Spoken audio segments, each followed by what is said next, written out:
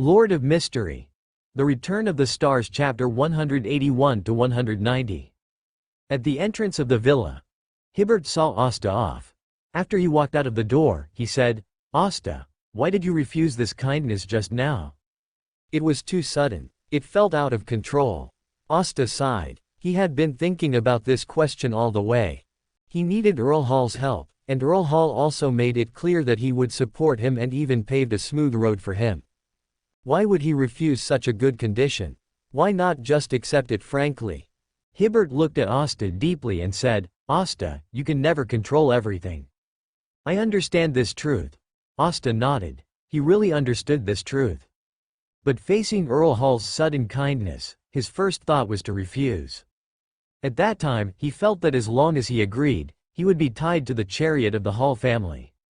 Benefits and human feelings. In this regard, he is indeed not a qualified noble. The lesson tonight is worth recalling. Seeing Asta's distressed expression, Hibbert smiled and patted his shoulder and said, "This is just the first meeting. You will have a chance to please our Earl Hall in the future." "I hope so." Asta could only pin all his hopes on the hound that had not yet been trained. But he felt that after this incident, it was very unlikely to repair his relationship with Earl Hall. "Think about what my father said after you go back. He usually doesn't say too many irrelevant words to people." Hibbert left Asta the last words and watched Asta leave in the carriage. After Asta's carriage went away, he frowned slightly. To be honest, he didn't understand Earl Hall's thoughts tonight. Even if he wanted to help Asta get promoted to the title, he shouldn't be so blunt and direct, right?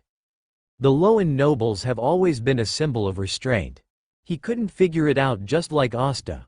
Back to the villa, came to the study. Earl Hall was waiting for him to come back in the study. His face was very calm, and he didn't look angry and drove people away just now. Hibbert walked in and said with a smile, "Your behavior tonight seems to have frightened him." "Why do you think I suddenly said those words?" "You want to let Asta know through this incident that nobles put interests first, and they are too naive and innocent to enter the political arena." Hibbert thought a lot along the way, and he seemed very calm in the face of Earl Hall's test. "I'll give you another chance." Earl Hall's rejection made Hibbert's expression slightly stiff, and then he fell into deep thought. After a long time, Hibbert said uncertainly, "Are you really angry about the friendship between Asta and Audrey? So you deliberately used this method to scare him away?" Earl Hall's face sank, and invisible majesty enveloped Hibbert. "In this regard, Asta is right. You are really stupid. You can only see what happened on the surface, and then make associations without authorization." Hibbert, who was scolded, couldn't say a word, and sighed in his heart. Even Asta, the person involved, didn't understand this problem, so how could he, an outsider, see it through completely? It is true that the nobles are all about interests, but not everyone is willing to accept this. In addition to interests, there are also favors. The reason why he rejected my kindness is that the help he sought is to offset it with interests, not by owing favors. This is his confidence and his naivety. In my position, he is just a baron.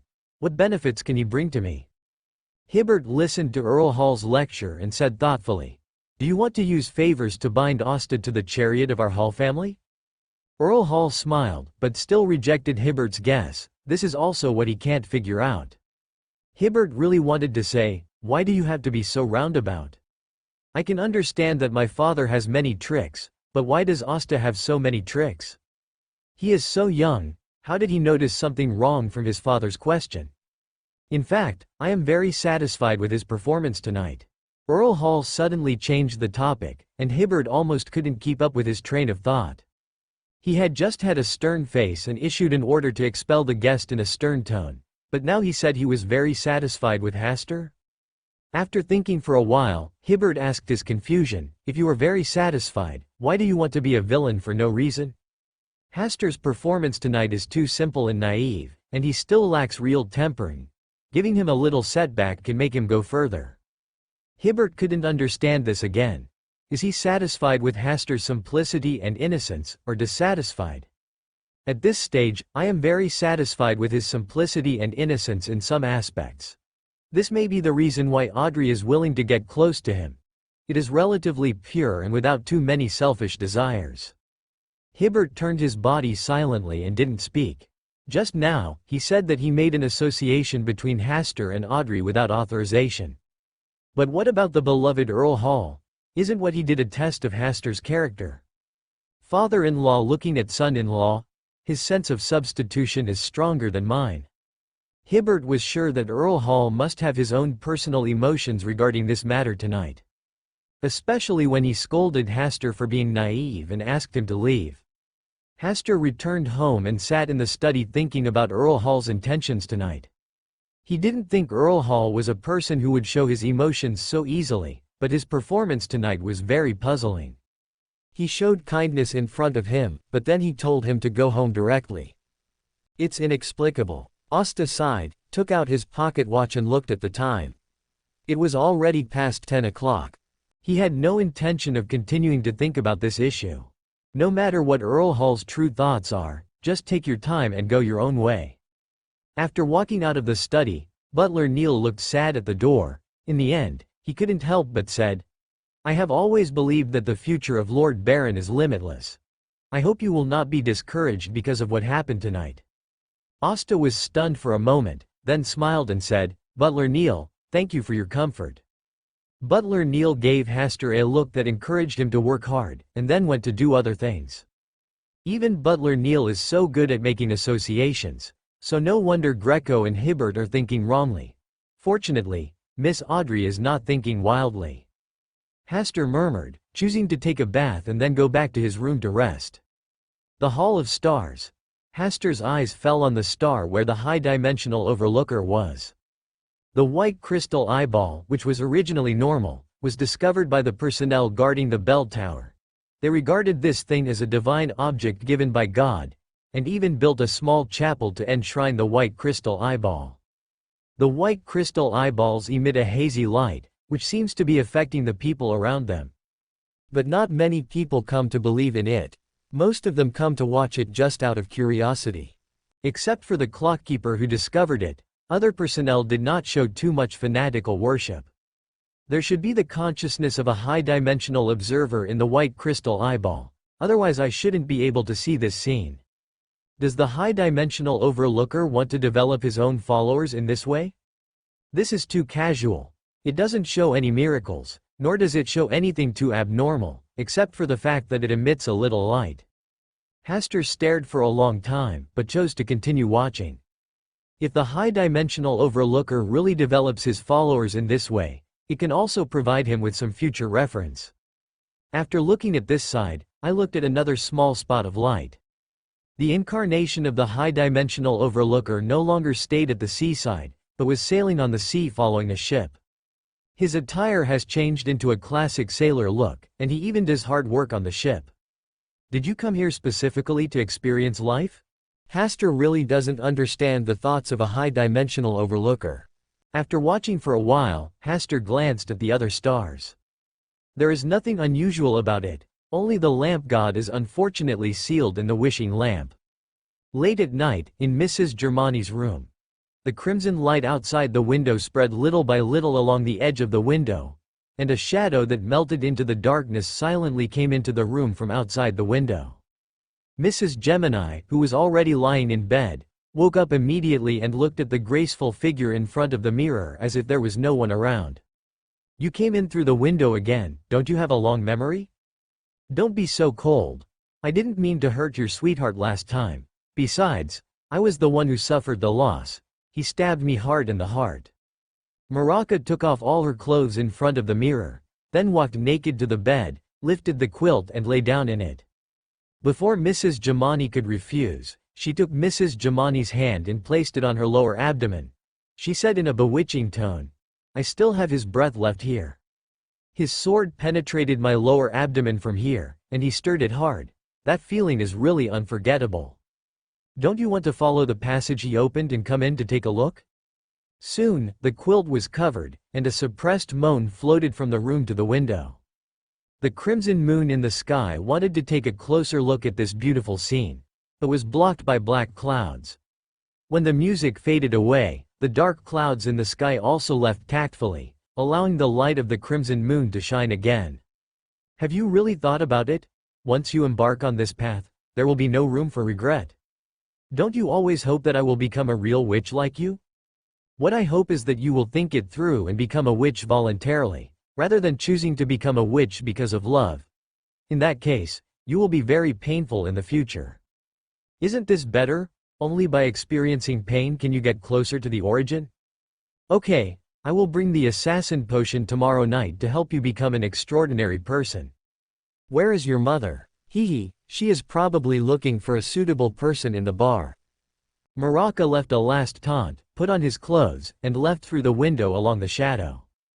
The wind blew along the window, dispelling the strange smell in the room. Madame Germani got up from the bed and came to the floor-to-ceiling mirror, letting the crimson moonlight sprinkle on her smooth and delicate back. She looked at herself in the mirror, reached out and gently touched every part of herself, but there was no extra expression on her face. How great would it be if this was Baron Campbell's palm? Mrs. Germani murmured silently, imagining Asta standing behind her and hugging her. Unfortunately, she was always alone in the mirror. Brave bar. Leonard, who finally got rid of his busy affairs, came to this paradise for brave men again. Unfortunately, he did not see Mr. Asta who drank with him that night, so he asked the bartender to tell Asta when he came to the bar. Sitting at the bar, Leonard ordered 3 glasses of Southwell beer in one breath. He had successfully reimbursed £50 for the wine. Now, he had a lot of money left, so it was not a problem to drink a little wine. After drinking for about half an hour, a graceful figure came to the door of the bar. She looked to be about 27 or 28 years old, but her skin was white and tender, just like a 17 or 18-year-old girl. Her facial features were delicate and flawless. She wore a complicated black dress. Her height of nearly 1.75 meters made her legs look particularly slender. Very beautiful and very attractive. She walked slowly with a faint smile on her lips, but her eyes revealed the majesty of a queen. In the bar, all the people who were drinking were attracted by her appearance. Leonard couldn't help but take a few more glances. She was indeed an extremely outstanding beauty. It can be said that the person in front of him was the most beautiful woman he had ever seen in his life. No matter which aspect, there was nothing to complain about. The woman faced the scrutiny of many eyes, but she didn't care at all. She came to the bar, separated from Leonard by 2 empty seats, and ordered a blue cocktail. Her slender fingers gently slid across the wall of the glass, and her eyes seemed to be immersed in the blue wine, very serious and very oblivious to others. In just about 3 minutes, no less than 7 or 8 people wanted to chat with her, but they all returned in vain and left with full disappointment. Leonard did not take any action, but drank his Southwell beer. After a while, he looked up at her. He was also a frequent visitor to the bar, and he had his own set of experience for some women who came to the bar to get drunk. For example, the woman in front of him should be the mistress of a certain nobleman. She is not short of money, nor is she short of people who like her. Such people like interesting souls the most. Only by arousing their interest can there be further progress. As for wanting to coax people to bed with a few glasses of wine, it is too naive. You must be patient with such a woman, let her be interested in you first, and then take the initiative. Leonard knew this well, so he sat firmly in his position and had no idea of approaching to chat. He drank silently, his eyes inadvertently revealing memories and vicissitudes, and the whole person looked very storytelling. Stories, especially unknown stories, usually have different attractions for the opposite sex. For women like this who come to the bar to get drunk, obedient little boys are not their target. Only men with stories can arouse their interest. After almost an hour, the woman in the black dress finally stood up and walked to the empty seat next to Leonard. A lot of stories seem to have happened to you. It's all in the past. Now I only care about the stories that will happen in the future. Leonard's voice was gentle with vicissitudes and tiredness, and his face also showed a trace of painful expression recalling the past. But this painful expression was fleeting, and only calmness and indifference remained. The future, who can see through the future, can you? The woman's voice was very low and very pleasant, like fragile stained glass, as if she would burst into tears in the next moment. This is a woman with too many sad things. Leonard thought for a while and said, The future I can see has no pain, no sadness, no troubles, only pure happiness. Is there nothing worth being sad about in your heart? As long as you learn to forget, sadness is just an insignificant symbol of life. The woman looked into Leonard's eyes and exhaled lightly, saying, "My experience tells me that you are far less calm than you are now." Leonard smiled and said, "Your approach always makes people feel confused. I can only restrain myself, but I can't avoid it. You are good at talking, but it's a pity that it's too late tonight. Tomorrow night, if you are still here." The woman in the black dress left this sentence, paid the bill, and turned to leave the Brave bar.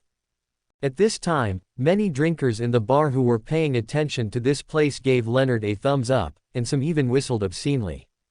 Leonard had a faint smile on his lips, acting very calm, but he felt inexplicably happy in his heart, and an unprecedented sense of satisfaction filled his heart. He has begun to look forward to the reunion tomorrow night. Late at night, Leonard paid 2 gold pounds and 3 souls for the wine and left the Brave bar. He walked for a while and stopped a carriage. After returning to the North District, where he lived, Leonard hummed a proud little song and took a bath. Back to the bedroom, after lying on the bed, Leonard's mind was full of the graceful figure of the woman in the black dress. Finally, he couldn't suppress his joy and said, "Old man, if the full score is 10, how many points do you think my performance tonight is worth?" 10. A voice sounded from deep in his heart. Leonard was shocked and said, "Old man, you actually gave me a full score. Is my performance tonight really that outstanding?" Of course, with just a few words of conversation, you have successfully left a deep impression in her heart, and even made an appointment to meet again tomorrow night.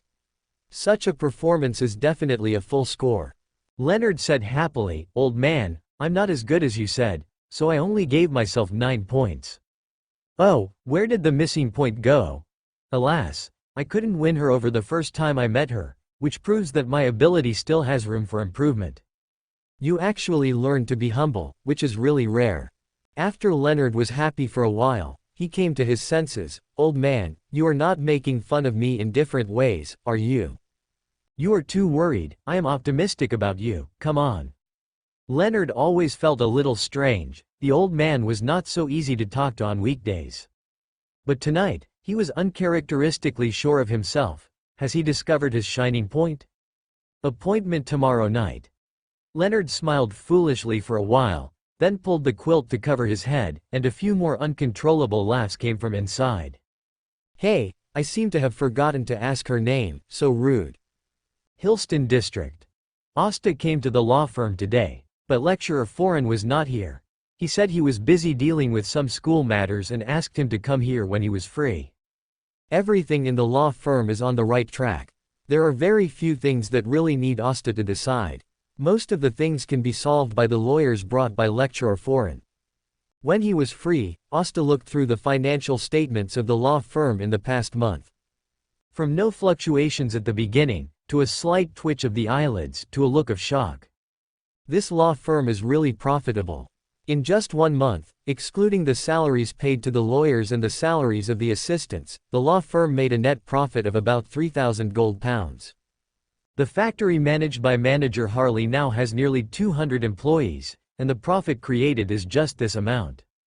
But the total number of people in the law firm is less than 20, and it can create such a huge fortune. Knowledge can really turn into wealth. In the afternoon, Asta went out, and Greg said that a noble from Southwell County wanted to sell his land in Southwell County recently. That piece of land happened to border the territory owned by Asta. Asta, who was in good financial condition, would naturally not miss this acquisition opportunity. Moreover, he also wanted to take the opportunity to learn about the situation in Southwell County. Although the Campbell family's territory was there, his understanding of it was really limited. "I need someone to help me manage the territory temporarily." Asta sighed. At present, he still needed to stay in Backland to busy himself with the promotion of the title, and he could not leave. Otherwise, he also wanted to be a local emperor in his own territory, which should be a good feeling. The 4th floor of the Bavart Bank. The largest shareholder of this bank is Earl Hall, who is currently managed by Hibbert. The Negan family also owns a certain share in this bank. It seems normal that Greg chose this place to talk. But Asta knew that this was definitely not normal. Greg and Hibbert must have taken the opportunity to find out some information and satisfy their desire to eat melons. Asta, let me introduce you. This is Viscount Abel from Southwell County. He was originally an idle noble in Southwell County and came to Backland in the past 2 years. As soon as Asta came, Greg briefly introduced the basic information of both parties. After the two exchanged a few words, Asta began to look at Viscount Abel in front of him. He was between 40 and 50 years old, with hair the color of the sea. Compared with the local nobles in Backland, his skin color was dark and rough. At first glance, he lived in a place where the sea breeze blew all year round. The thing is, I have decided to settle in Backland. In addition to the territory I belong to, I am willing to sell all the other lands in South Wales. Viscount Abel is very direct. He made it clear what he was going to do today. This kind of personality is very likable. I know that the price of land has been falling recently, and I am really eager to get rid of those lands, so I won't beat around the bush. The price is 15,000 gold pounds. You only need to pay this money, and then the land I have managed in South Wales for many years will be yours. Frankness, no beating around the bush, this style of behavior is generally the believers of the storm. Asta did not agree immediately, but looked at Greg, who handed Asta a document and a map. With a slight smile on his face, he nodded. Asta took the document and map and carefully checked the land that Viscount Abel wanted to sell. At this glance, he realized how worthwhile the 15,000 gold pounds were. If the Corn Law had not been introduced, the price of these lands together would have been at least 80,000 gold pounds. Now it's only 15,000 gold pounds, which is already a big discount. According to the current normal transaction price, although these lands are not near Backland, they should be worth about 30,000 gold pounds. Viscount Abel directly cut the price in half. This is indeed a very cost-effective deal. In addition to the low price, most of these lands are located near his territory. If he only needs to acquire a few other noble lands in the middle, he can connect them into a large area. It can leave an area the size of a thumbnail on the palm-sized map of South Wales. With such a price, I naturally have no reason to disagree. After Hasta carefully checked it, he agreed to the deal of 15,000 gold pounds. Viscount Abel sighed and said, "If I hadn't made up my mind to stay in Backland, I wouldn't have chosen to sell these lands." "Excuse me, why are you in such a hurry to sell these lands?" "Because no one is willing to take over the land in Southwell County. Most of the land transactions in the market now are around Backland. In remote places, no nobles are willing to pay, even if the price is extremely low. For this reason, Asta chose to believe that there is a price but no market, which is reasonable. Viscount Abel, I have something to ask about Southwell County." "Ask." After completing the transaction, Viscount Abel's attitude was much more relaxed than at the beginning. "What is the current situation in Southwell County?" "I have been away from Southwell County for 2 years, and I don't know much about the latest situation. I can only talk about the general situation there when I was still in Southwell County." Asta expressed his understanding and signaled Viscount Abel to start the introduction. Southern Wiltshire is located in the southeastern coastal area of the Kingdom of Lowen. Although there are no famous ports there, maritime trade is also very frequent. It can be said that half of the people in southern Wiltshire are supported by the maritime trade. Unfortunately, as the activities of pirates become increasingly rampant, some fishing villages and ports in coastal areas are often looted by pirates because of insufficient guards. Those bastards raised by bitches rely on the sea being right next to them. Whenever the army is besieged, they take boats to hide in the sea and then move around the entire coastline. The garrison is limited and it is impossible to defend the entire coastline. If the defense is strengthened here, there will be empty spaces in other places, which will give those pirates the opportunity to take advantage of the situation. In addition to the pirates, the Duke of Wool, who is responsible for assisting in the governance of southern Wiltshire, has a bad reputation in the local area. Apart from collecting taxes, they are no different from a curly-haired baboon. Viscount Abel obviously has a great grudge against the Duke of Wool and does not hide his hatred for them. Their reputation is indeed not very good. Even though I am in Backland, I have heard about it. But the contemporary Grand Duke will has one advantage. Greg also commented. Although he did not say it explicitly, Hasta and Viscount Abel also knew that the only remaining advantage was loyalty. Because of his loyalty, as long as they did not gather together to rebel, the royal family would turn a blind eye to many things. That Grand Duke Will was also very smart. He only stayed in South Wiltshire, only enjoyed himself, and had no ambition. Such a minister, although incompetent, made the king feel at ease. Then, Hasta asked many more questions, and Viscount Abel answered them one by one, and also promised to send him a map of the power distribution in South Wales. Under the witness of Greg, Hasta finally paid 15,000 gold pounds in exchange for a lot of land. The money was paid in 3 installments, 5,000 gold pounds each time. After all, Hasta still needed to send someone to South Wales to verify the specific situation. Paying in batches can reduce his risk a lot.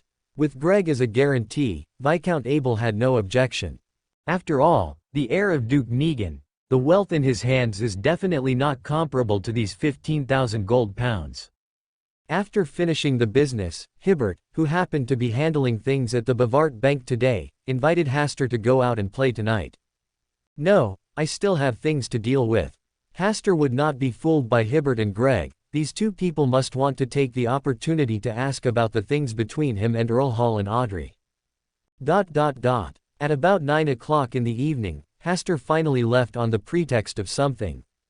He still couldn't fight against the combination of Greg and Hibbert. He had originally agreed to have dinner and leave, but was later dragged to drink a lot of wine, and only got away now. During the period, facing Greg and Hibbert's question about eating melons, he could only avoid answering and pretend to be stupid. He really had nothing to say. After that day, he hadn't met Earl Hall and Audrey again. It's still a little early. Asta looked at the time and decided to go to the Brave Bar. He hadn't been there for several days. The distance was not far, and it only took more than 10 minutes to arrive by carriage. As soon as he entered the Brave Bar, Asta saw Leonard's figure.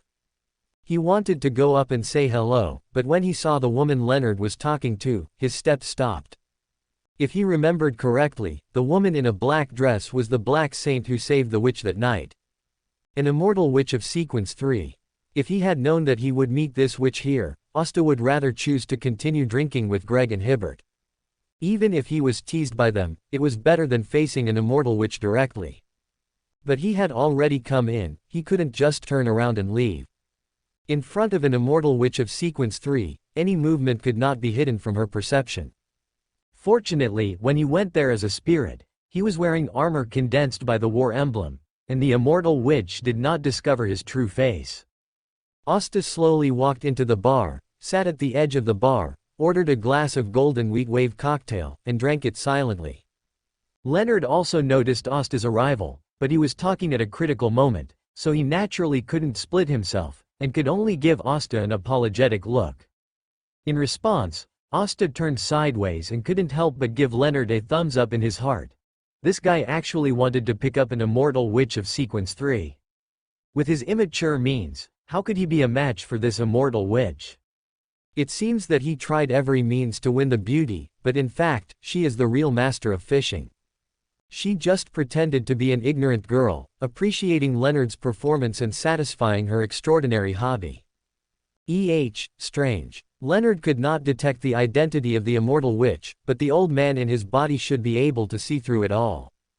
Did he deliberately not remind Leonard? Tisk tisk, this is to let Leonard experience the taste of a witch. Hasta wanted to laugh a little, and mourned for Leonard for a second. Then, he also became a person who silently ate melons. Even if he sat on the edge, he could still hear Leonard's pretending to be vicissitudes of life. And the immortal witch's crisp and sweet voice was like that of a 17 or 18-year-old girl. What should this scene be called? A playboy in the love field versus a veteran in the flower world? Or a romantic poet versus an immortal witch? Tisk, one wants a young calf to drive a big car, and the other is an old cow eating tender grass. In this wave, both sides are evenly matched. Welcome to Fanfic Audiobook, your go-to place for immersive audiobooks. If you enjoy the content, don't forget to like the video and subscribe to our channel for more amazing stories. Leonard was chatting happily in the Brave bar. Tonight, he dressed up to make his handsome image even more handsome. If Hasta hadn't appeared, he would be the most beautiful guy in the bar. Fortunately, Miss Serafina in front of him was not a person who only cared about appearance. From the time Hasta came into the bar until now, she didn't even look at Hasta, but was just immersed in the conversation with herself. This greatly satisfied his masculinity. Leonard naturally tried his best to conquer Miss Serafina in front of him, and he could only say sorry to Hasta. Tonight, all his eyes and mind have been attracted by the person in front of him, swaying with her every frown and smile. He was sure that he would never meet a girl like Miss Serafina again. She was so outstanding, and there was nothing to criticize about her appearance or her inner character. More importantly, she, like himself, also yearned for the freedom and romance of a bard. This was a girl who matched his soul. At first, he might just want to prove his masculine charm. Now, he just wants to take Miss Serafina with him and travel far away to the ends of the earth.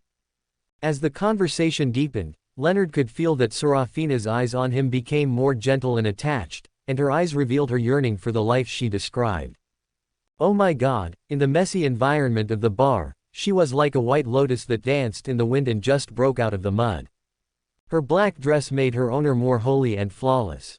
Leonard cleared his throat and began to chant the poem he sang for Serafina in front of him. This is the poem he wrote for her all day long. He personally felt that it had surpassed all his previous poems. Hasta once said that true poetry can only move people's hearts when it is extremely emotional. Now he is in this state. The vicissitudes of life, chanting gentle poems, coupled with his eyes full of stories, immediately attracted the attention of the audience. Hasta also cooperated and turned around, looking at Leonard, who was performing hard with an appreciative look. At this time, Hasta wanted to become an audience to see if he could understand the heart of this immortal witch. He really wanted to know whether this immortal witch was indifferent or bored when facing Leonard's wholehearted praise. Hasta was sure of one thing. For the immortal witches who had experienced countless stories, once Leonard began to fall into this relationship, they would withdraw. Before withdrawing, they might reward him with a bed grace, or they might just turn around and leave. Because what they want to leave is only pain and despair, not happiness. Therefore, Leonard, who was hopelessly immersed in this relationship, had been sentenced to death by this immortal witch. Poor Leonard. Hasta rarely mourned for Leonard for 3 seconds in his heart. As Leonard finished reciting the poem, applause and whistles rang out in the bar. Is this your talent? No, my talent is so sincere because of your existence, Serafina, this is your extraordinary ability. Leonard's eyes were full of tenderness, and his eyes were as bright and colorful as stars. Your eyes are very good, like a star. Serafina gave her own evaluation. I think it has already turned into a heart shape at this moment. If I want your eyes, would you give them to me? The gentle tone carried a hint of bewitching taste. Hasta, who was at the edge of the bar, had alarm bells ringing in his heart. Such a seemingly simple sentence meant that the immortal witch really wanted to take Leonard's eyes. Take it away literally. Once Leonard agreed to this request, sooner or later his tearful eyes would be taken away by the person in front of him, just when he was in extreme pain. Hasta wondered whether to remind him, but thinking that there was an old grandfather in Leonard's body, if there was anything unexpected, he would remind Leonard. A Sequence 3 immortal witch should not be able to do anything to Leonard. Not to mention that this is backland. No, if that happens, I won't be able to appreciate your beauty anymore, and it will become happier than me. This is something I, who loves you deeply, cannot tolerate. Leonard's affectionate words almost made Hasta laugh out loud. Is this Leonard's desire to survive? It's so strong that he doesn't even realize it? But I really like your eyes. They are as beautiful as the stars. Are you really unwilling to give them to me? Leonard smiled and shook his head, saying, Serafina, when you look up at the starry sky, every star there is my eyes. Even if I'm not by your side, my eyes are always looking at you. When you look at the stars, I hope you can think of someone whose eyes are as bright as the stars. Leonard's affectionate words once again magically avoided the temptation of the immortal witch. If the immortal witch hadn't been here, Hasta would have laughed out loud. This was really hilarious. Leonard successfully avoided the temptation of the immortal witch by relying on his talent for saying sweet words. Because it is unintentional, it is particularly interesting. I'm afraid this immortal witch is also feeling depressed. Under the gaze of the stars, under the gaze of the stars. A seemingly unintentional remark made Leonard slightly panicked. He smiled and said, "What do you want to drink?" "A glass of Red Widow, I like the name of this drink." Red Widow. What's so nice about this name? Leonard was puzzled, but he didn't think much about it. He just took this opportunity to avoid the stars question. After being reminded by the old man last time, he had become very alert to the word, stars. I was afraid that I would accidentally get involved with the stars again. While drinking and feeling drunk, Leonard began to recite poetry again. He glanced at Hasta, who had always been ignored by him, and felt that he should introduce his friends to Serafina. The meandering Tisac River. The black horse that flies away in the dust. White lightning that flashes and disappears. In a hurry. Running wildly, where are you going if you can't turn back? You actually ran headlong into a desolate tomb. Waiting for a miracle in sleep.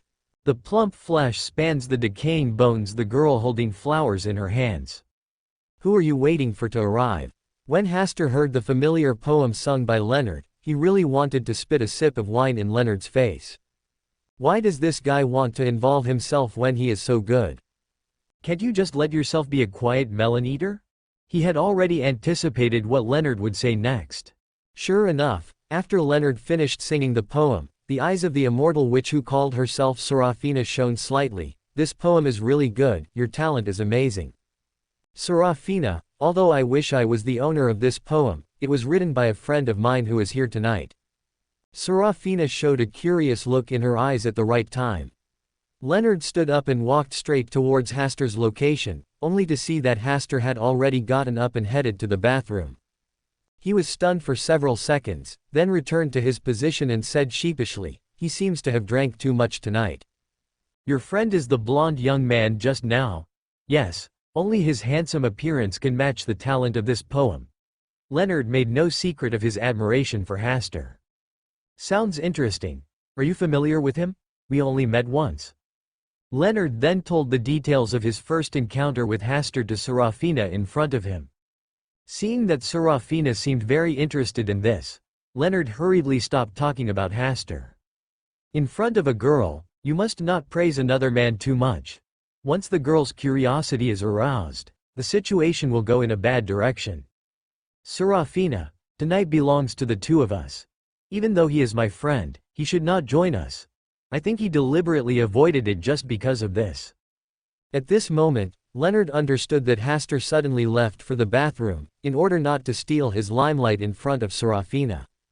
Hasta is truly a magnanimous and selfless friend. Your jealousy will lower your impression in my heart. Oh, Serafina, I admit that I need to improve in this aspect, but, Serafina, I just want to possess everything from you. Even your casual words can make me crazy with jealousy. Really? Serafina's slightly joyful and playful smile made Leonard feel that his heart was pierced by the arrow of Cupid. Hot and fiery, it was the endless love that flowed from the depths of his heart. About 10 minutes later, Hasta came out of the bathroom. He had just thought about sneaking out through the back door, but after thinking about it, he gave up the idea. In addition to not wanting to attract the attention of the ageless witch, he also wanted to see the latest progress between Leonard and the ageless witch. There are risks in eating melons, but these melons taste particularly sweet. Isn't this the support of the old man in Leonard's body? When Hasta's figure appeared in the bar again, Leonard stood up and walked towards him, and Serafina also cast a curious look. "Hasta, I didn't expect you to come tonight. I hope you won't be angry at what I did just now. I think you can understand my situation just now." There was an apology on Leonard's face. He really felt that he was sorry for Hasta in front of him. It was obvious that his original intention of coming to this bar was to invite Hasta back for a drink, but now, Hasta, when I arrived, I was chatting with a beautiful woman. Putting himself in his shoes, Leonard felt that he was so inhuman. Of course, I understand you very well. Hasta had a smile on his face, but he was cursing in his heart. I understand that it is very interesting for you to fall in love with a witch. In fact, you can just pretend that I don't exist. Leonard said happily. Hasta, I am determined to be your friend. Go ahead, don't let people wait over there. I want to introduce you to Serafina. After all, you are my proud friend. This is not good. The bar tonight is a stage that belongs to the two of you. There should be no third party involved. Hasta rejected Leonard's invitation with a smile. He has no intention of talking to the witch and making friends. As for what it's like to be a witch, he should let Leonard experience it by himself. Well, if I have time in the future, I will come and treat you to a drink. Leonard did not force it, and after chatting with Hasta for a few more words, he returned to his seat, while Hasta was still sitting on the edge of the bar. Your friend seems special. Serafina looked at Hasta, who was sitting on the edge drinking alone, and a different light seemed to flow in her eyes. He is indeed a very special friend, and he is very understanding of my current situation. Let's meet him for a drink together. The more friends the better, right? Leonard refused. He likes to be alone and enjoys being alone. Let's not disturb him. And tonight only belongs to the two of us. I don't want to experience the same jealousy again. Serafina didn't mention Hasta again, and instead started communicating with Leonard, keeping her eyes looking at Leonard's star-like eyes. About half an hour later, Serafina's eyes were full of reluctance and she said, "It's almost time, I should go back." Go back where? A family I don't really want to go back to. If this family is causing you pain, then I want to be able to help you get out of it. Pain is the nourishment of life. Only when I experience pain can I run towards happiness. Serafina, if only I could have met you sooner. It's not too late. Serafina gave Leonard a look full of love. Leonard walked Serafina to the door, and then watched her gradually disappear into the sea of people. Serafina. Leonard muttered absent-mindedly, and after a while he returned to the bar in despair. He came to the empty seat next to Hasta and sat down, and then drank 2 large glasses of Southwell beer by himself. Then he sighed and said, Hasta, I really fell into the whirlpool of love. It seems like a joyful thing for you. Of course, it is also something that makes me feel very happy. Hasta looked calm, but he was already suppressing a smile in his heart. Yes, this is indeed a very happy thing, but it also brings me pain. When I part with her, the pain is no less than the happiness when we are together. Leonard said with emotion, pain and happiness seem to be twins. No one can live without the other. Only with pain as nourishment can happiness be called happiness. Hasta took a deep look at Leonard. Boy, your thoughts are very dangerous. Learn to taste pain, this is the teaching of the witch cult. You are a believer of the goddess of the night, but you want to fall in love with an ageless witch, and your cognition and judgment are affected by her. Are you really not afraid of being struck to death by a thunderbolt from the goddess of the night? Oh, it seems that the goddess of the night is not good at bringing down thunder. Happiness is not born from pain, and true happiness does not require the participation of pain. Pain is pain, and its existence will only bring misfortune to people. Hasta still gave a little reminder to Leonard, who was deeply in love. But I am experiencing pain right now. Hasta thought for a moment and said, you can marry her home. Won't you feel no pain when you see her every day? Marry home. Leonard's eyes were dull for a moment, then gradually brightened, and then dimmed again. He said with a depressed expression, I have always regarded myself as a wandering poet and have never thought about marrying a wife and having children. This is a drag on me and will only hinder my progress. I can't help you make a choice, you can only rely on yourself. Hasta said he was helpless. The wandering prodigal son chose to stop wandering because of true love. This sounds like a very interesting story. It's a pity that there is no true love in this, only Leonard's wishful thinking. It's so painful. Leonard drank another large glass of beer. In this regard, Hasta just drank quietly. It hurts now, but what about later? Wouldn't it be possible to cry, make trouble, and hang yourself? Although it is a bit immoral, Hasta really wants to see what kind of reaction Leonard will have when he knows that the woman he likes is actually a witch, and the true face of an immortal witch. The grandfather in Leonard should also be looking forward to the arrival of this day. Of course, this is also a rare growth experience. Asta believes that he should not affect Leonard's growth, and it is better to be a spectator quietly. Asta, if it were you, what choice would you make? Leonard looked at Asta with hope. Asta took a sip of wine, and then said seriously, Leonard, no matter what advice I give you, you will regret it in the future. Why? Because that is the choice you made under the influence of others, not entirely on your own will. You are a smart person, you should know that some things can only be decided by yourself, which others can never do for you. Leonard fell into silence, and finally drank another large glass of beer, staring at the whole row of wine walls in front of the bar with confused eyes. Another golden wheat wave. Asta ordered another cocktail. The taste of this wine was a bit sweet and sour. It was said that there was a lot of orange juice in it. Sour and sweet, is this the feeling of love? Asta glanced at Leonard, then looked at the row of wine walls, and chose a dark wine. Black Abyss, this name is very good. He originally wanted to order a glass for Leonard who was drinking alone, but he didn't want to hint too obviously, so as not to let Leonard's grandfather know that he was not simple. Around 12 o'clock, Asta watched Leonard, who was a little drunk, get on the carriage and leave, and he was ready to stop a carriage to go back. But after waiting for half an hour, there was no second carriage on the street. This situation is not common. Asta has come to the Brave Bar many times. Basically, after waiting for more than 10 minutes, there will be a carriage passing by the door. Asta waited patiently for another half an hour, but there was still no carriage passing by. This was a bit abnormal. He did not choose to continue waiting, but returned to the Brave Bar and asked the old man Kaspars to help him arrange a vehicle. Kaspars told him not to worry and said he would arrange a vehicle for him soon. Asta had nothing to do, so he tried to order a cup of Black Abyss to taste it. He frowned as soon as he took the first sip. It was really bitter. It was even more bitter than black coffee without sugar, and the tip of his tongue was almost numb. Only a true hero can finish this wine. Kaspars saw this scene. His tone was light, and a smile climbed onto his cheeks. Give me a cup of sweet iced tea. We are a bar here, not a beverage store. Tisk, we don't even have a drink like sweet iced tea. How can we meet the diverse needs of our guests? Who said you have to drink when you come to a bar?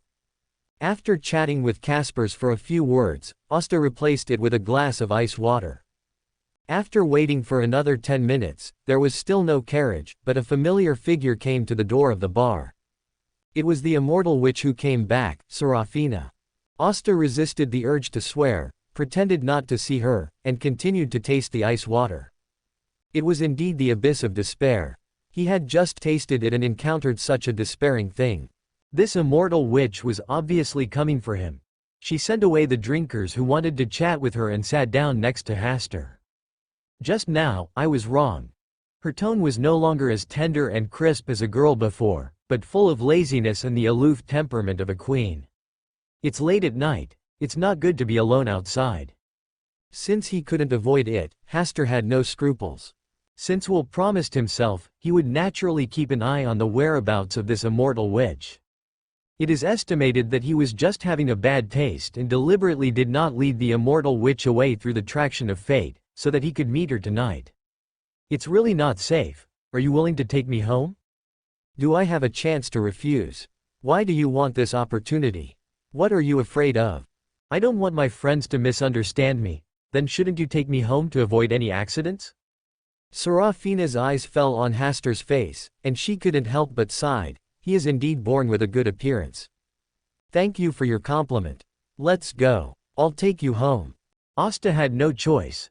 It was estimated that no carriage passed by here tonight, which was also the trick used by this immortal witch. It was estimated that she was just waiting for me to walk home and then create an unexpected encounter. Unfortunately, I didn't give her such an opportunity. Asta stood up and walked out of the bar, and Serafina followed behind him with graceful steps. Dear readers, happy Dragon Boat Festival. It was late at night, and the scarlet moon had disappeared, perhaps because the black clouds had hidden. On the street, the dimly lit street lamps emitted a dim light. There were few people walking around, but there were many homeless people hiding in the corners, avoiding the cold wind at night. Just at the intersection of a narrow alley, under the street lamp, there were 4 homeless people wrapped in a dirty quilt, lying together. Seeing Hasta and Serafina approaching, they just looked at each other with lifeless eyes, then turned slightly to the side and continued to sleep. The last time Hasta saw so many homeless people was last time.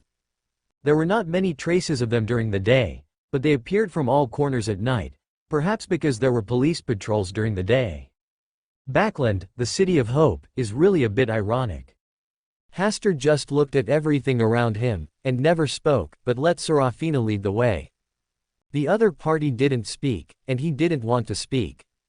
As for where to go, he was not very worried. In such a matter of life and death, he still believed in will. After walking for a while, Serafina saw that Hasta was very patient, and finally spoke. Baron Hasta Campbell, your men hurt my people last time, shouldn't you give me an explanation? That crazy woman came to assassinate me in the middle of the night, and I gave you face by being alive. Asta's voice was cold and full of confidence. You seem to know who I am. I can smell the stench of your witch sect from a long distance. Don't you really think you are hiding well? Hee hee, you are so arrogant, do you have something to rely on? This is Backland, a place where the gods are watching. Even if you come here, you need to be humble. Serafina did not respond, but said, the smell on you is very strange and hard to figure out. There are very few people in this world who can make me feel this way. Hee hee, that's because you are too ignorant. Picking everywhere, you are a provocateur, do you really think I won't kill you? Of course you have the ability to kill me, but someone can also kill your 2 daughters. I don't have much affection for them. If you hadn't shown up in time that night, I might have believed what you said. Serafina stopped and turned to look at Hasta with a playful look on her face. I haven't been threatened for a long time. You really shouldn't threaten a witch with little affection. When she was about to make a move, an inexplicable panic surged into her heart, her body froze in place, and cold sweat flowed from her forehead. She understood that once she was about to kill, the first person to die would be herself. This is a higher order existence watching here and protecting the young noble in front of her. The existence that can make her feel this way is at least a Sequence 2 angel, or higher, a terrifying existence of Sequence 1. Sequence 1, the first echelon of strong people under the true God. In their entire witch sect, except for the original one they believe in, the most powerful witch is only Sequence 2. Hasta saw her like this, and knew that Will had been watching her secretly. The corners of his mouth rose slightly, and he sneered, I haven't been threatened for a long time. You really shouldn't threaten a young and promising noble in Backland. Serafina was silent for a while, and finally dispersed all her murderous intentions and chose to give in and compromise. She was able to save her daughter at the critical moment, and the other party must have the ability to save the Baron Hasta Campbell in front of him. But what made her hard to understand was that a powerful existence of at least Sequence 2 would condescend to protect a young noble. And he was just a baron? Could it be that this Baron Hasta Campbell was also a direct descendant of a powerful existence? Backland, Sequence 1. The illegitimate son of a royal prince? Serafina was finally moved, and her eyes looking at Hasta were a little complicated. Such a young and handsome noble turned out to be just someone else's illegitimate son, pitiful. Don't have any crooked ideas. There is no hatred between us. Why don't we chat? I am also interested in your witch sect. I am also interested in your origins. Serafina turned around and continued to lead the way in front. Hasta was about 3 steps away from her. Do you have the witch card left by Emperor Russell? Yes. Are you interested in selling it? Can you afford it? Serafina's tone was very calm. This was not a mockery, but a statement of a fact. Yes, I am just curious about the image of Emperor Russell on the witch card. As you think, it is a female image, the witch Russell. Serafina's tone was pleasant, but also seemed to be slightly mocking. Emperor Russell is really amazing. Asta sincerely admired Russell's thick skin. This was already a level that was completely not afraid of social death. He actually used a female image to represent the witch card. He wanted to take a look at the witch card more and more, even if it was just to see Rissel's witch image with his own eyes. I don't know what she will look like, whether she will be ugly or beautiful, whether her figure will be flat or well proportioned, and what changes will her facial features undergo. Are you interested in Russell's affairs? I'm just interested in his image in women's clothing. Why, don't you think this is interesting? No. Serafina obviously had different ideas from Hasta. She said calmly, the gender division between men and women is not immutable. Men can become women and women can become men. Rissel's female image is not something worth making a fuss about. No, you don't understand. You don't understand how much fun is contained here. Just imagine, if one day you hold the witch card, stand in front of Rissel, and then call out Rissel's name in Mandarin, what kind of expression will Rissel have? Is there anything more interesting than watching Rissel die in front of you? It would be best if Bernadette could stand by and witness this historic moment. At that time, how would Rissel respond? No, how would he argue about his mood when he made the witch card? He would probably say in a serious voice that this was a necessary part. Asta did not refute on the surface, but he had already imagined a big drama in his mind. If you are willing to join us, maybe I can let you take a look at the witch card. It contains the ultimate secret of the extraordinary path, the secret of blasphemy. Serafina's voice was seductive, and her voice penetrated deep into Hasta's heart. This was not that she deliberately displayed the charm of a witch, but a natural and amazing temptation that could be revealed inadvertently. Just like her conversation with Leonard, she did not use extraordinary abilities from beginning to end, but just had a normal chat, which still made Leonard fascinated.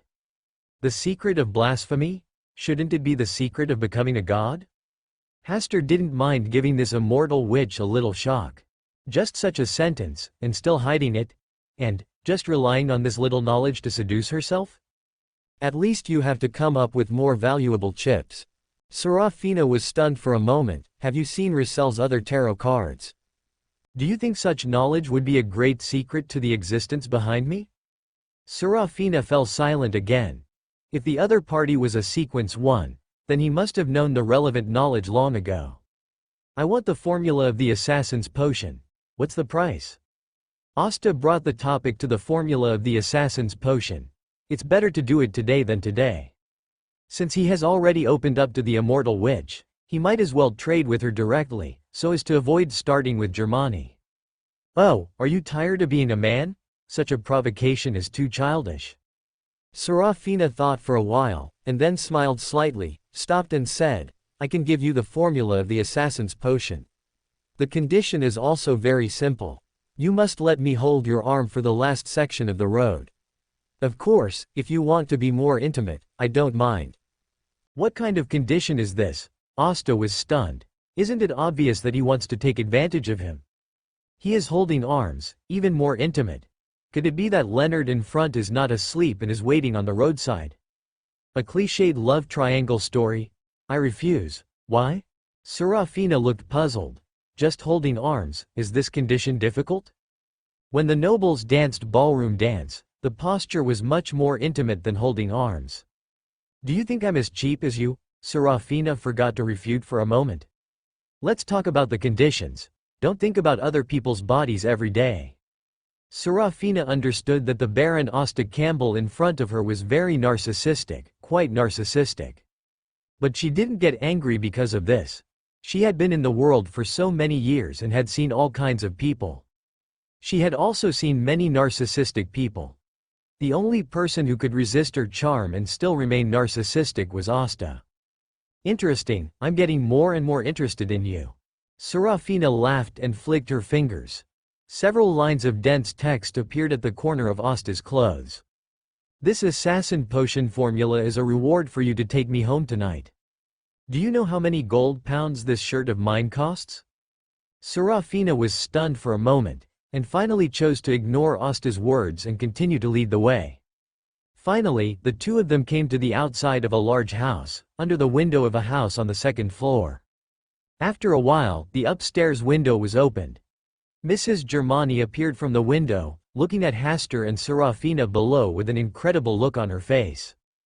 Crack! It was the sound of a broken heart. A sadness was spreading deep in Mrs. Germani's heart, and her eyes were full of pain and incomprehensible sorrow. Baron Hasta Campbell suddenly appeared under her window tonight, which was supposed to be a happy thing. However, there was a beautiful woman beside him. Knowing her mother's character well, she had only one thought in her mind when she saw this scene. Why did Baron Hasta Campbell come back with his mother tonight? Did something happen? In terms of appearance and figure, she and her mother were almost the same. If she hadn't measured them with her own hands, they would basically be like a pair of sisters. But now, Hasta sent her mother back late at night. What does this mean? She didn't dare to imagine, and didn't dare to imagine how they spent the night. What did the two do when they were together? Jealousy, this emotion was also spreading. Don't be sad, all men in the world are the same, so I always tell you not to believe in love, which is the most illusory and unbelievable emotion. Behind Madame Germani, Maraca came silently, put his arms around Madame Germani's waist, and gently leaned his head on her shoulder, with a bewitching tone and a charming look. Below, Hasta also saw the interaction between Madame Germani and Maraca, and thought about the transaction conditions proposed by the immortal witch next to him just now. He could only say, "You witches are really good at playing." The immortal witch Serafina obviously knew that her daughter Madame Germani was interested in her, so she deliberately asked herself to send her back so late, and then she happened to be bumped into by Madame Germani and misunderstood. Is this a normal behavior that a mother can think of and put into action? He was sure that if he wanted, the immortal witch would not even mind being intimate with him under the gaze of Madame Germani.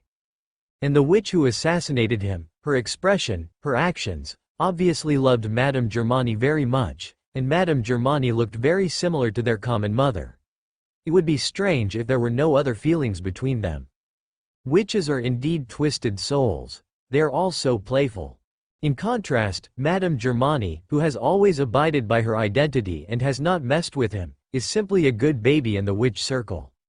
The family of the White Saint next door, although not very good, is still much simpler than the family of the Black Saint. Their family seems to be inclined to turn their sons into witches, and the one left in the Black Saint's family is a girl. Hasta glanced at the immortal witch beside him. She was smiling at the corner of her mouth at the moment, looking at Madame Germani and her other daughter at the window. That smile was full of chill.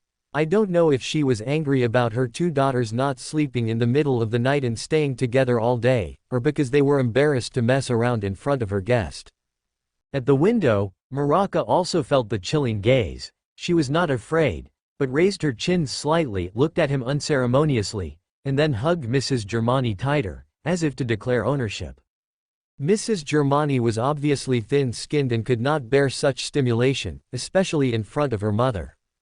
She struggled to leave Maraca's arms, and then looked at her mother below with a panic expression. What a complicated family ethics relationship. Hasta only felt that what Will did tonight was very reliable. If he hadn't seen it with his own eyes, he wouldn't have believed that the witch's family would be so exciting. Leonard just wanted to have a vigorous love affair with the immortal witch. In comparison, Leonard's behavior was still too conservative. "Are you interested in going upstairs with me?" Serafina retracted her gaze to the second-floor window, exuding the charm of a witch, and looked at Hasta with a charming face. "Not interested, you can find someone else." Hasta refused directly, and even took a small step back. "Hee, if you are willing to go up, there are 3 witches to accompany you tonight. Even the king does not have such treatment." Serafina said with temptation, stretched out her finger and gently stroked her lips, and licked the pink tip of her tongue, which made her temptation full. "You are not good at seducing others by relying on beauty." Hasta ruthlessly exposed Serafina's disguise. A real witch does not need to deliberately make seductive and provocative behaviors. The more she did this, the more it showed that she was doing it deliberately. "Are you really not moved at all? I am not interested in discussing this topic with a witch." Serafina looked at Hasta from top to bottom, then stopped between his legs, and said with sarcasm on her face, "You don't have this ability, do you?" This sentence is really unbearable. It is unbearable, but he will not be angered by Serafina's simple provocation. If he really went upstairs according to her wishes, he would be squeezed dry tonight, in every sense. "It's a pity that you are too old. I have no interest in old women." Germani, she is still young, and you are not tempted either. Sorry, I am a germaphobe and don't like to use things that have been used by others. Seraphina's eyes flashed, but she did not get angry. Instead, she said calmly, "Then you can go. I don't want to leave just yet. Such a family ethics drama is really exciting." Seraphina's face turned completely cold. She raised her hand and the second-floor window was tightly closed. "Are you witches also particular about not exposing your family's scandal?" Hastur admitted that he was a little jumpy now, but who made this immortal witch insist on plotting against him? "It's okay now. I failed to plot against myself, but instead allowed myself to watch a lot of fun." Seraphina still didn't speak. With a sullen face, she grabbed Hastur's shoulder, took him through the spirit world, and then threw him out of the spirit world. Asta has returned to his own home from Mrs. Germani's house. Before Hastur could taunt her, Seraphina disappeared, probably going back to deal with family ethics matters. Alas, it is so convenient to be able to travel to the spirit world at any time. Tonight was really interesting. I have to thank Will. Asta murmured, returned to the bedroom, then took out a paper crane and placed it in the palm of his hand. Not long after he lay in bed, he entered the dream world. Will appears dressed as a clown carrying a bunch of balloons. "Are you looking for me in such a hurry to thank me for my arrangement tonight?" Will grinned, his clown makeup looking like he was smiling and crying at the same time. "The ice cream served to you from now on will be halved." "Why?" Will waved the balloon in his hand angrily. "Why didn't you inform me in advance? This is called a surprise. Do you know what a surprise is? It's not enough to scare you. HMPH, don't you think what happened tonight is interesting?" "It's really interesting. I watched a witch family ethics drama. It was really confusing and twisted." Will raised the corners of his mouth and said with a wide smile, "What the hell, these witches can do even more twisted things. They need to vent their twists and pain." "Why do you think they don't abandon their own blood?" "That's because in their eyes, blood is the best toy and the greatest kindness given to them by the original." The reason why they can still maintain their sanity in this kind of painful distortion is precisely because they vent these negative emotions on their blood relatives. Will spoke eloquently, his words full of disdain for the witch lineage. Hastur said thoughtfully, "Is this the original influence?"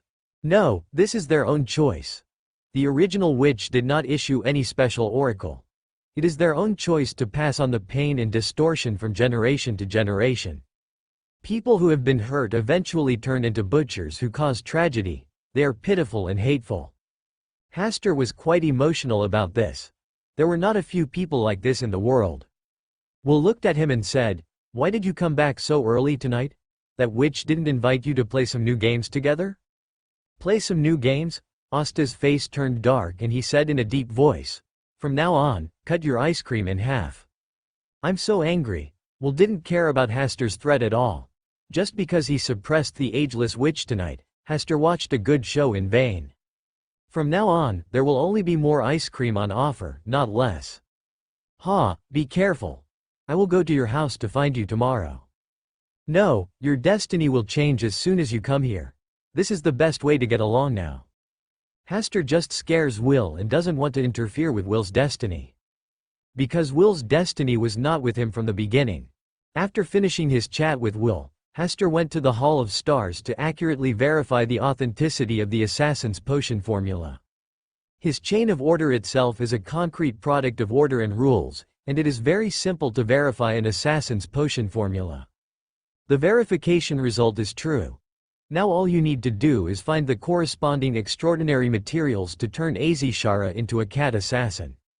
One step closer to becoming the cat witch of the future. Early in the morning, Hastur woke up from his sleep. He went to the bathroom to wash up, and then carried the clingy Ashera downstairs. This little thing may have gained a lot of weight recently because the food at home is too good. From the beginning, it was sensitive and alert, and began to evolve into a fat cat who stays at home.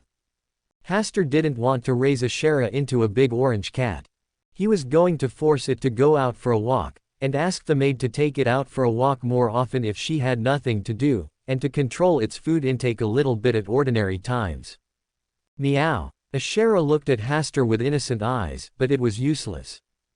Hastur rubbed its little head and went out in a carriage to do business.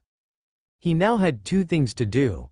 One was to choose a suitable candidate to help him go to South Wales to investigate various situations and confirm the specific land situation of Viscount Abel. The second was to solve the problem of extraordinary materials for the assassin sequence. Now he was not short of money, but the only thing he lacked was a platform to buy extraordinary materials. Mr. A's place was originally a pretty good extraordinary gathering. Now, before he figured out Mr. A's purpose, he didn't want to contact Mr. A casually. Let's solve the first problem first. Hasta took a carriage to the talent recruitment market, which has a more official name, the Talent and Employment Association. This association claims to be able to recruit any talent you need. Before there is a better way, Hasta decided to try his luck here. The Talent and Employment Association is located in the southern area of the bridge, not too far from the Harvest Church. Hasta plans to visit the Harvest Church later. As soon as the carriage arrived at the entrance of the Talent and Employment Association, a special service staff came up to greet Hasta, and stayed beside Hasta to introduce him to some of the association's service scope. Hasta listened silently at first, and then said what he needed. I need an investigator with keen observation and certain self-protection ability to help me go to South Wales to deal with some things. Okay, please wait a moment, we will select some suitable personnel for you right away. The waiter led Hasta to the VIP area and sat him down, and then asked someone to bring a cup of marquee black tea and 2 exquisite desserts. Hasta habitually tasted desserts, but he was surprised at the first bite. This dessert tasted very good, very much in line with his taste, comparable to the dessert master of Earl Hall's family. Such a level of dessert chef actually served a small talent and employment association? This association really found a treasure, and it was also very smart. Basically, people who have tasted delicious food will have a great increase in their favorability towards this association. Hasta was no exception. As long as the candidates were okay, he decided to choose this association to provide services. After all, it is better for an association that can satisfy his love of desserts not to go bankrupt. After about 20 minutes, the waiter who had just left brought 8 suitable candidates. They were all between 30 and 40 years old, and they looked mature and steady. Hasta planned to let them introduce themselves first, and then go to the bathroom and the Hall of Stars to see the fate of the candidates. If there was no big problem, he would choose one of them. The 8 investigators who came to apply for the job began to introduce their origins and some legendary events they had experienced and completed. The first one said that he had once gone deep into a dry well alone and destroyed the secret den of a big thief from inside. The second one said that he had climbed a snowy peak with an altitude of more than 4,000 meters in the Fussac Empire and witnessed the legendary snowman on the snowy peak. The third one said that he was once a sailor. When he was young, he followed a fleet to go deep into unexplored waters and saw a series of legendary creatures there, such as deep-sea naga, underwater mermaids, etc. The fourth person was more modest. He just said that he had crossed a barren desert in the southern continent alone. He did not encounter any special things, but lived alone in the desert for half a year. The fifth person looked the most comfortable among the 8 people. He had a strong South Wales County accent. Before he introduced himself, Hasta was optimistic about him. After all, what he needed was an investigator who could help him investigate the specific situation in South Wales County. It would be easier to accomplish if someone from South Wales County was in charge. I was born in a small fishing village in South Wales County. I witnessed the burning, killing and looting of coastal pirates since I was a child. When I grew up, I joined the army and fought to protect South Wales County, but in the end I hated the inaction of the nobles there, left the army, left my hometown, and came to Backland to find new hope. During this career, my more legendary experience should be regarded as a record of killing more than a dozen pirates by one person. As for special events, I didn't encounter them. I just met some special people. This person sounded very sincere and convincing. Not only was Hasta attracted by his story, but the other 7 applicants also looked at him sideways. Hasta was quite satisfied with his experience and specifically mentioned his name, Keys. The 6th, 7th, and 8th applicants also introduced their basic information. I don't know if they were influenced by Keys, but their subsequent stories tended to be more realistic, without any exaggerated experiences. Asta asked them a few more questions, and then asked them to wait. He went to the bathroom on the pretext of going to the Hall of Stars. The applicants who satisfied him this time were number 4, number 5, and number 8. He spied on their fates. It was a pity that number 4 was very capable, but he seemed to be very ambitious and easily corrupted by money. Such a person was not suitable to be entrusted with a task alone. Next was number 5, and there were not many pictures of the relevant fate. There were only 3 pictures.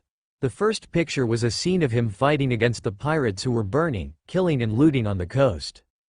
The second picture was a party held by a group of people in yellow clothes. The third picture was actually an incomplete extraordinary path. Asta suddenly opened his eyes. Today's recruitment had a big fish. There was no doubt that the second picture referred to Keys's contact with the members of the Yellow Monks and finally joined them. He had been patiently waiting for this group of people, and they finally started to take action. They didn't seem to be afraid of him seeing through their identities, and they appeared in front of him blatantly. Did they really think that he had no way to identify their true identities? Or, was this development already expected by them? The third picture was even more interesting. This extraordinary path was not the 22 extraordinary paths he was familiar with, but a brand new extraordinary path. Unfortunately, he could only see sequence 5.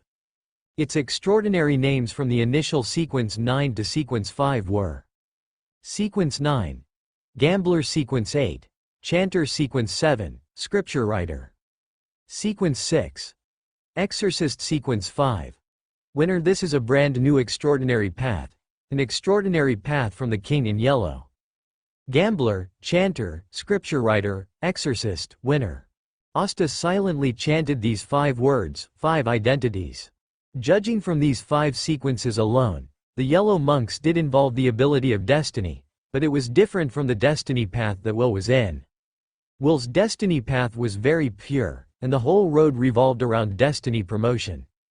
Although this extraordinary path also involves fate, such as sequence 9 gamblers and sequence 5 winners, it also involves other extraordinary abilities. Chanters and exorcists seem to be some special positions in the church. Yellow monks. It is understandable that monks in the church are promoted to chanters and exorcists. As for sequence 7 playwrights, Asta was very surprised. He was not surprised that there was a playwright in the entire extraordinary path. He found it strange that the playwright was only sequence 7. If it was sequence 2 or sequence 1, Asta could understand it. But in this way, this extraordinary path will have a similar situation to the audience path at a high sequence. It seems that the audience path is more suitable for becoming a writer. Sequence 7 playwright. There is also a possibility that the sequence of playwrights has an ancient name that is less known. The reason why it is called playwright now is just to correspond to the current profession, so that the extraordinary people who set foot in this sequence can more easily understand its spiritual core and digest the potion. Asta thought carefully for a while and gradually understood the main direction of this extraordinary path. Arrange fate and church positions. In the high sequences above sequence 5, there should be extraordinary sequences related to the church. For example, names like Archbishop XX and Pope XX. Now the question is, should he give the task of investigating South Wales to this Keys? He may be the winner of sequence 5. Just hearing the name of this sequence, he basically doesn't have to worry about this task. But is there too much risk in getting too close to the extraordinary person of the Yellow Monk? From his personal perspective, he didn't want to have too deep a connection with the Yellow Monks. But now the other party has sent someone to contact him. If he refuses, they will still lurk in the dark. For him, this is not the best choice. It is better to let them step forward and expose them to the sun. Maybe this is their conspiracy. Asta thought for a while and felt that this was what the group of Yellow Monks wanted to achieve. Sequence 5 winner. Does their organization have sequence 1? Or is it only sequence 2? Asta did not stay in the Hall of Stars for too long. He quickly left the Hall of Stars, washed his hands, and then walked out of the bathroom. He was going to hire Keys, but before hiring him, he wanted to chat with him, preferably under Will's watch. Otherwise, who knows if there will be any accidents. Asta said to the 3 people he had chosen before. You 3 are equally excellent. I need some time to determine who is the best choice. Tomorrow, I will bring my final decision. Asta left the Employment and Service Association after leaving a deposit of 100 gold pounds. He also wanted to know if the Yellow Monks would come to find him overnight. Monday afternoon, Tarot Club. Klein sat at the head of the bronze table, looking at the light that represented furs, feeling a headache, and finally summoned the other party to come to the grey fog for a meeting. During this period, this unknown lady often prayed to him in the middle of the night, especially at 2 or 3 o'clock, which was a good time for deep sleep. Every time she prayed, she would change her clothes. Her clothes became more and more shabby, her face became more and more paler, and the words she prayed became more and more pitiful. The more she prayed, the more Klein couldn't listen. Based on the miserable situation described by this lady and her surrounding living environment, Klein believed that it was a great miracle that she could live to this day and pray to him. For safety reasons, he also used divination to make a judgment. The result of the divination was that this poor and helpless lady's joining would not be disadvantageous to him, nor would it have any bad impact on the Tarot Club. For this reason, he warned the other party not to pray to him casually, especially not to pray at such a bad time. He was often woken up in the middle of the night recently, which almost caused him to be distracted and sleepy during work during the day. If it lasted longer, his body would definitely have some problems. In order to solve this problem, he specially summoned the lady to the grey fog to negotiate, and cleverly guided the other party to choose the right time when praying in the future. Finally, the lady chose a magician card as her new identity in the Tarot Club. Good afternoon, Mr. Fool. Good afternoon, Mr. Hanged Man. Good afternoon, Mr. Sun. Good afternoon. Audrey habitually greeted the members of the Tarot Club, but suddenly opened her eyes and looked at the new member on the same side as her. The Tarot Club actually added a new member. I didn't even know it. Was she also chosen by Mr. Fool? Audrey had too many questions in her mind, but she suppressed them well and still smiled and said hello. Good afternoon, new Tarot Club partner. She used the more intimate word partner, because she found that the new member was very reserved, very vigilant, and very uneasy. As the earliest elder of the Tarot Club, she felt that she had to help the new member adapt to the life of the Tarot Club as soon as possible. Alger and Derek also looked at the new member at the same time. Derek was simple-minded and retracted his gaze after just one glance.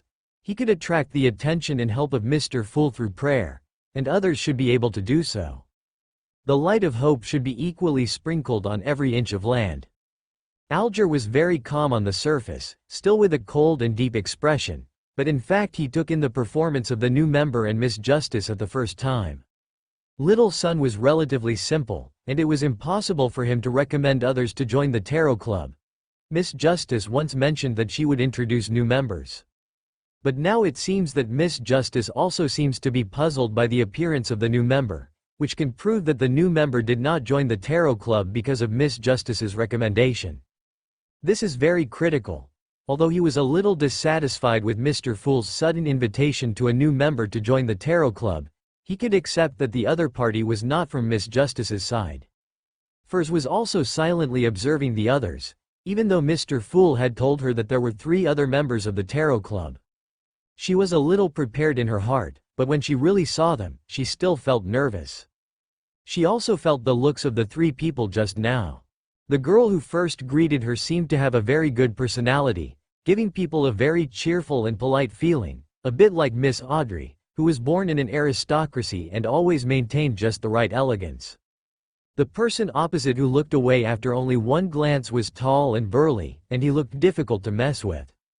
The other one seemed very gloomy, with a scary look, and was also not an easy person to get along with, which was in line with her imagination of cult members.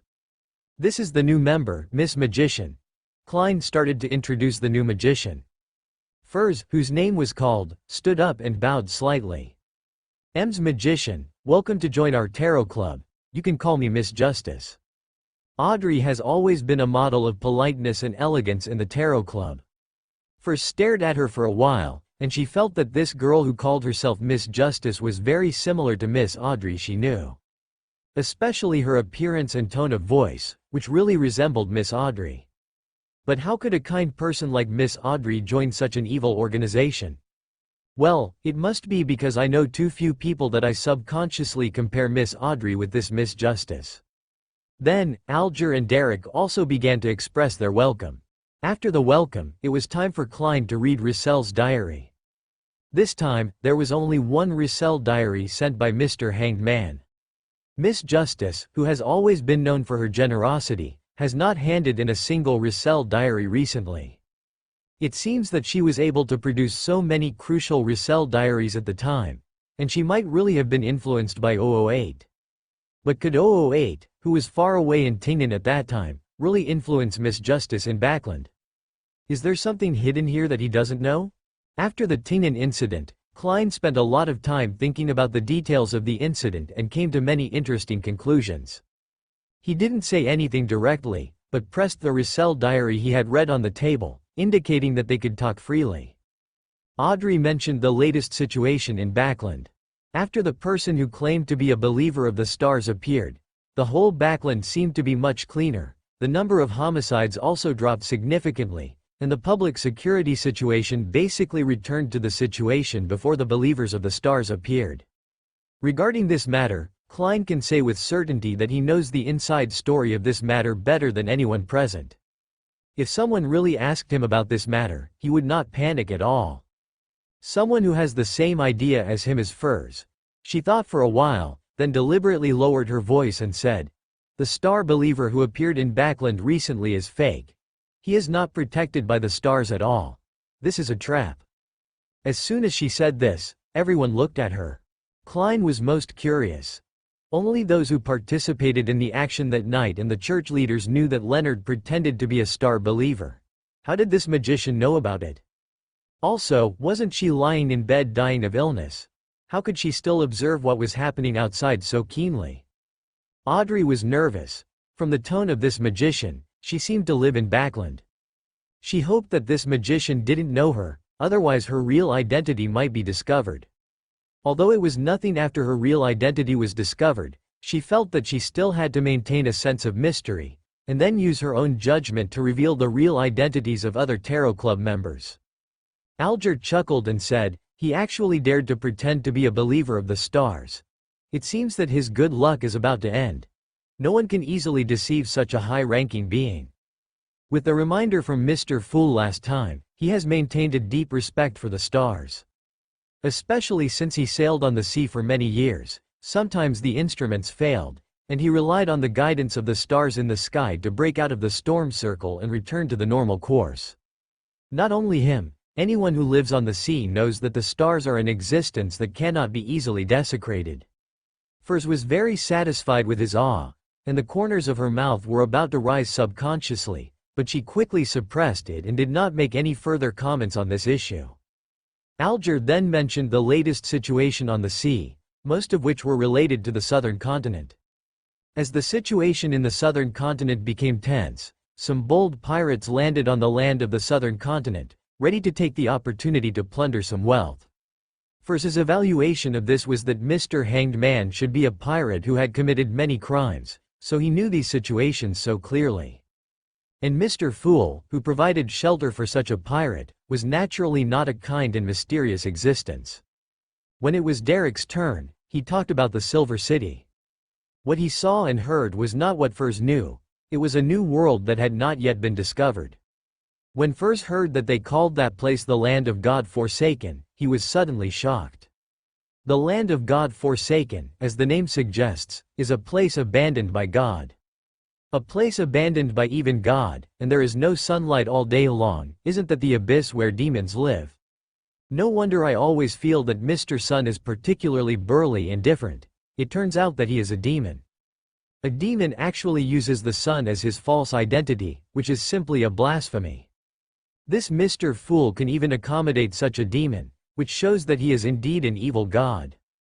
Furs's inner world is very rich, and Derek, who is being stared at by unknown eyes, feels very innocent. Their Silver City is in a world without sunshine. Mr. Fool just watched with a smile and did not participate in the discussion. This is his usual style. After all, a person who talks a lot always makes people less afraid. Just as the oracles of the gods were always brief, sometimes the believers had to understand the specific instructions of the oracles themselves. I need the potion formula of the sequence 8 trickster, and I can pay you with gold pounds.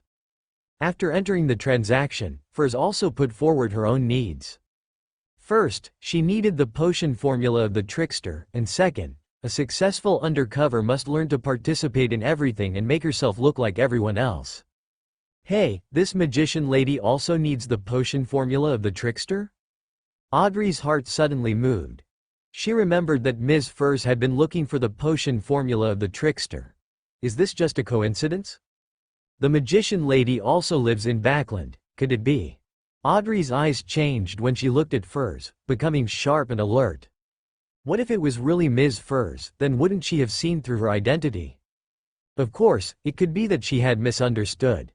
There are so many extraordinary people in Backland now, and it is normal for people with the same needs to appear. Audrey straightened her sitting posture slightly and changed some of her inadvertent habits to disguise herself. On the other side, Alger wanted to help keep an eye on her, but after thinking carefully, this magician lady had just joined the tarot club and her background was not clear, so he still had to keep a certain distance. No one had the magician's potion formula, and Furs was a little disappointed.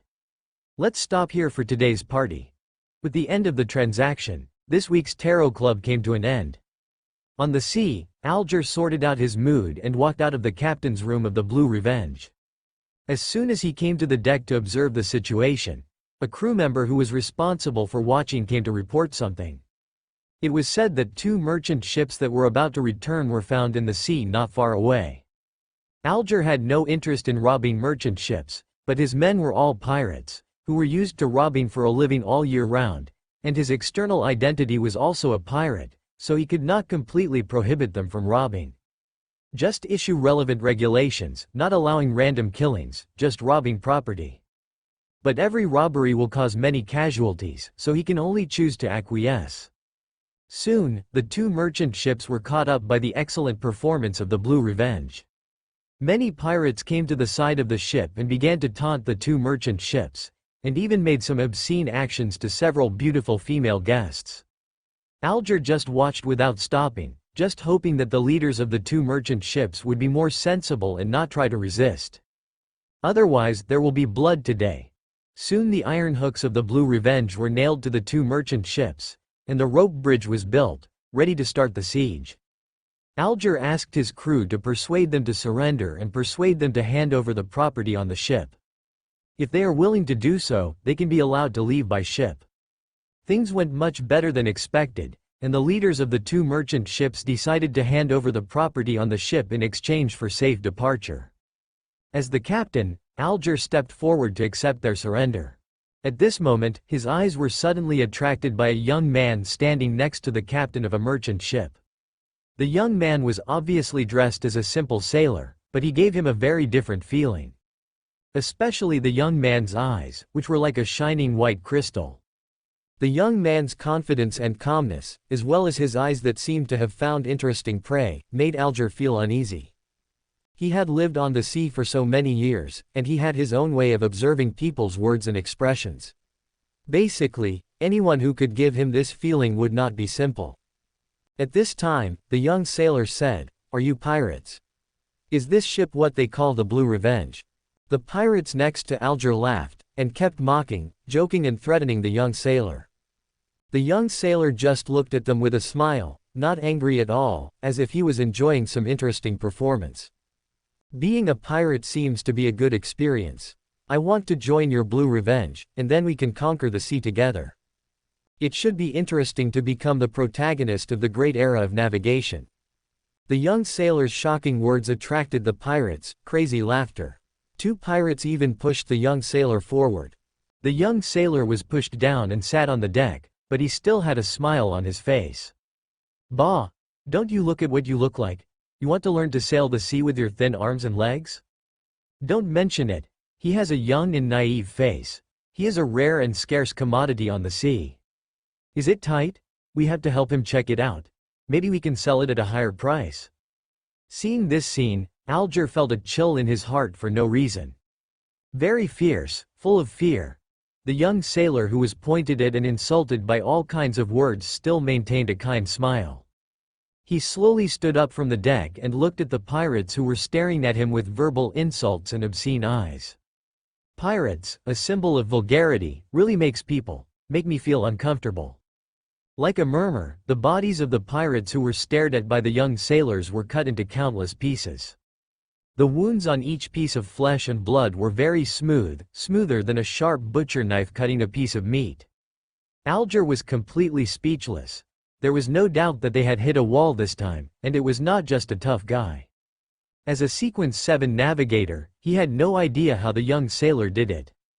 The difference in strength was too big.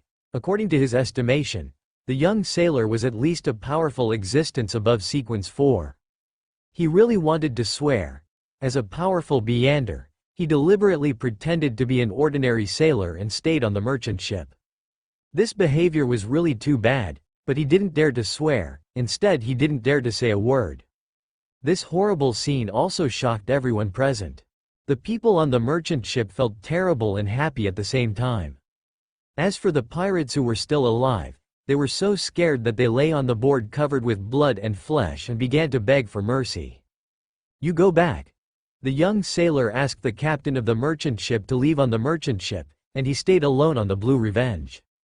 He looked at Alger, who was still pretending to be calm, and said politely, "You're the captain of the Blue Revenge, right?"